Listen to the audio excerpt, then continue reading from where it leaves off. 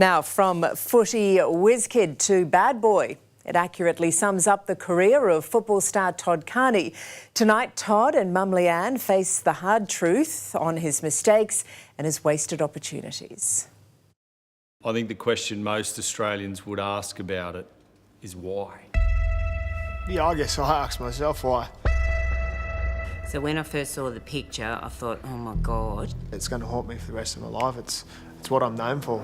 It's not Todd Carney, it's the bubbler. With the bright lights now faded on a career spent in the headlines, mostly for the wrong reasons, Todd Carney is ready to face the hard truth. I'd done the wrong thing and I had to face the consequences. For the first time, he's opening up on all of his mistakes. But then I walk out of it and I'm like, I've just got out of jail free again. His new love with a former Married at First Sight contestant who's been making headlines at the football of her own.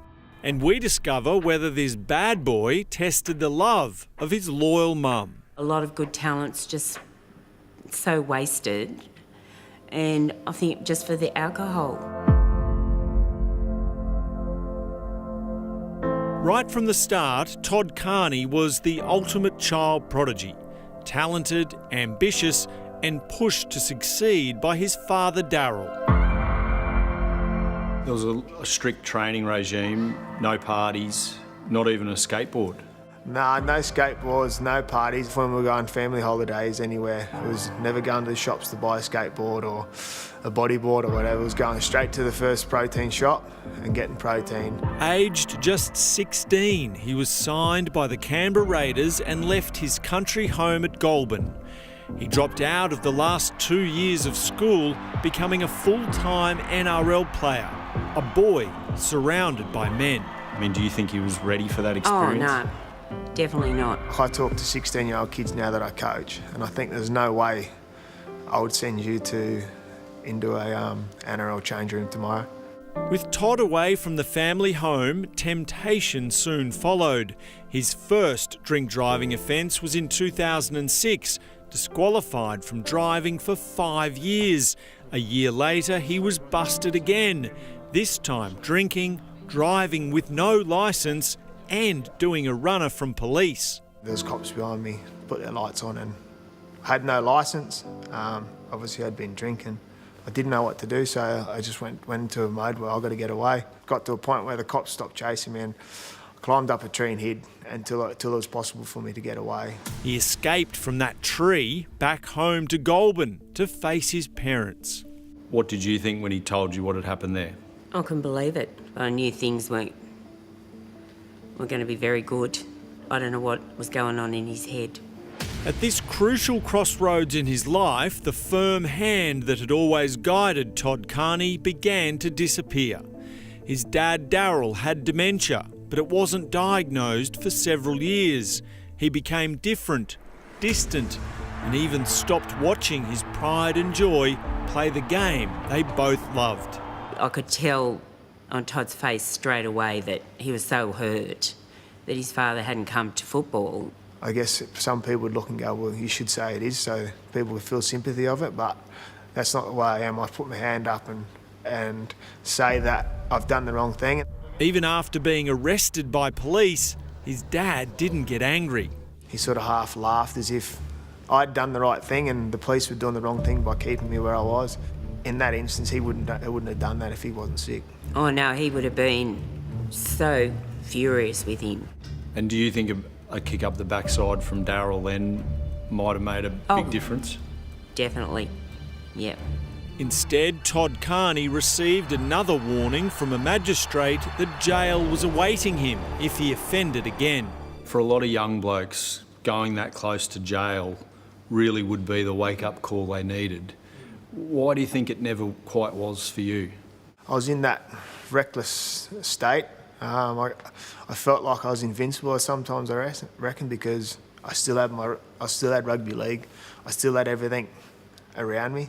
A year later, he lost that too, sacked by the Raiders after more alcohol-related incidents. The rollercoaster career of Todd Carney has taken another downward slide. It would be alcohol that ended his career at the Roosters too. warned after a low-range drink driving offence, then sacked after breaking a team booze ban. How would you describe your relationship with alcohol? Oh, if you look at it and outside looking in, it's terrible. Obviously with the drink driving stuff, and they're the things that I feel shameful of, because obviously I'm putting other people's lives at risk. How would you describe the difference between normal Todd and Todd on the drink? Oh, normally you wouldn't hear Todd say boo. But on the grog, he's like completely different. A lot of good talents just so wasted. In Carney's first year at the Roosters, he didn't drink for an entire season. He was named the best player in the game, winning the Dally M Award with Mum Leanne there as his date. What was it like just to see him honoured that way? Oh, well, it was just great. And he deserved it for that year. You know, he'd sort of come back and really tried hard. Dementia had claimed his dad Darryl before he could witness the stunning comeback, capped by a grand final appearance at a packed ANZ stadium. His redemption has coincided with the Roosters' resurrection. What's the buzz like running out into this packed stadium? Yeah, it's crazy. Obviously the most memorable one for me is obviously grand final day. The Roosters lost the decider, but Carney's form was so good, he was picked to play for his country. That was your best year of footy. You were off the drink that year. Why couldn't you stay off it? I guess I asked myself that quite a lot. I remember the first drink I had was after the grand final when we got beat, went away with Australia, and I delved back into probably my old habits. Alcohol has been involved in almost all of Todd Carney's controversies. He opens up about his battle with binge drinking in his new book titled Hard Truth, a brutally honest account of a career spent in the spotlight. I skip parts of it because I don't want to read it, because I'm a person that looks forward, not back. What does alcohol actually do to you? I don't remember some things. I wake up and, like I said, I use my phone to find out what's happened, and I've got really good mates that keep an eye on me, and they'll message me in the morning going, what was your go last night? And I'm like, well, what did I do? Is everything sweet? There's a chapter in the book simply titled The Bubbler, detailing the final disgusting nail in Todd Carney's NRL career. People go, what is it? Well, there's the picture. You see what it is. It's a prank that was meant to stay there.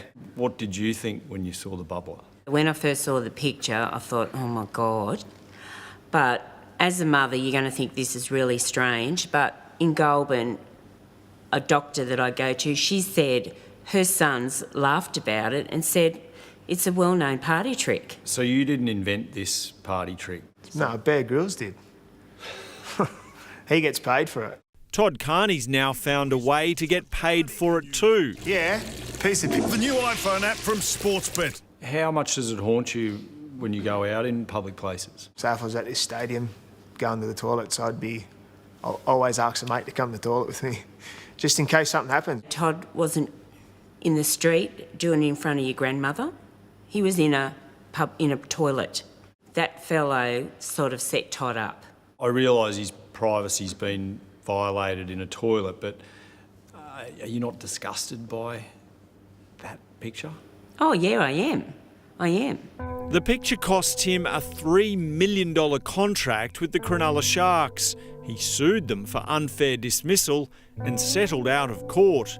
Despite repeated efforts to rehabilitate his reputation, he was never allowed back into the NRL, even though other players who'd been to jail were. I'm not proud of it, that's for sure. It's going to haunt me for the rest of my life. It's what I'm known for. It's not Todd Carney, it's the bubbler. And that's the chant when I play country footy. It's a chant when I went to England. But I will say that I'd be more happy to go to sleep at night dealing with that than bashing a woman or raping someone. Todd Carney is now playing the game he loves at Byron Bay as captain coach. He still hasn't given up the booze, but says one day he'll be ready to mentor the next young Todd Carney coming through. If my backyard's not clean, there's no use me trying to mentor someone else, because I don't want to mentor a kid and then go out and do the wrong thing until I know I'm comfortable in myself, in which I'm getting to that stage. I feel like I've grown up because I've had to. He's found love too, with a controversial contestant from Married at First Sight, Susie Bradley. She keeps me on my toes. She completes me in a way that makes me happy. Yeah, it's good to have someone to sort of come home to. No, I think one day Todd will make a really good dad. He deserves a naughty son, doesn't he? I hope I get a naughty son. Todd Carney's book is out on Monday.